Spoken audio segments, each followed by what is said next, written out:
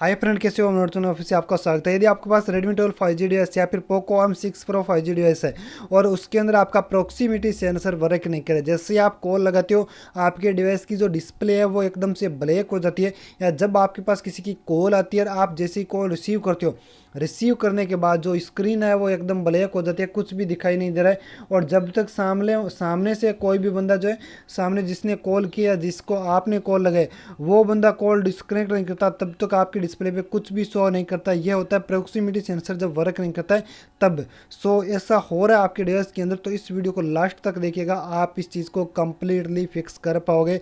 कहीं पर भी जाने की जरूरत नहीं, किसी भी टेक्निकल या टेक्नीशियन की शॉप पे जाने की ज़रूरत नहीं है। तो चलिए फ्रेंड, वीडियो की शुरुआत करते हैं। सबसे पहला जो इसका कोड होता है, सबसे पहले आप एक बार अपने डिवाइस को रिस्टार्ट कीजिए। रिस्टार्ट करके ट्राई कीजिए क्या रिस्टार्ट करने से आपकी ये प्रॉब्लम सोल्व हो रही है या नहीं हो रही है। सबसे पहले रिस्टार्ट करके कॉल लगाकर चेक कीजिए, इससे नहीं हो रहा है तो फिर आपको क्या करना है, यहाँ पर देखिएगा आपके डिवाइस के ऊपर आपने स्क्रीन गार्ड अप्लाई कर रखा हो।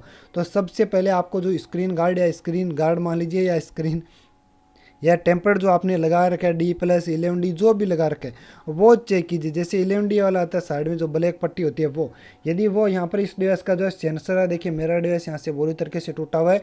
यदि आपका इस तरीके से टूटा हुआ और यहाँ पर बहुत ज़्यादा डस्ट आ रहा है तो एक बार आप स्क्रीन गार्ड को उतारिए। उतारने के बाद यहाँ से आपको अच्छे से क्लीन करना है, कॉटन का कपड़ा लीजिए और क्लीन कीजिए। क्लीन करने के बाद आप कॉल कीजिए।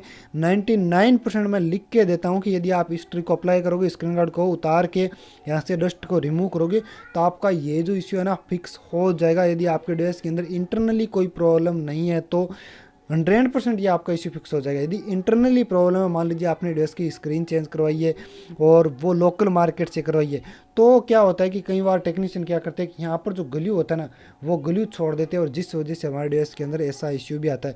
तो वो है तो आपको फिर वापस से टेक्नीशियन के पास जाकर बोर्ड को निकला कर ग्लू जो है हटाना पड़ेगा, तब इश्यू फिक्स होगा।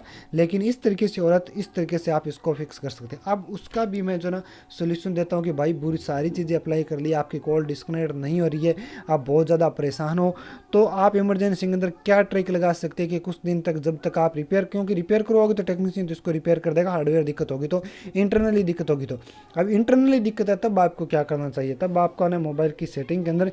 इसका भी मैं आपको जुगाड़ बताऊंगा, बहुत ही अच्छा जुगाड़ है सर। आपको लिखना है END और सर्च आने दीजिएगा END। यहाँ पर देखिए पावर बटन एंड कॉल की ये रही सेटिंग, सिंपल आपको इस पर क्लिक कर देना है और ये रही power button to end call, इसको ऑन कर दीजिए।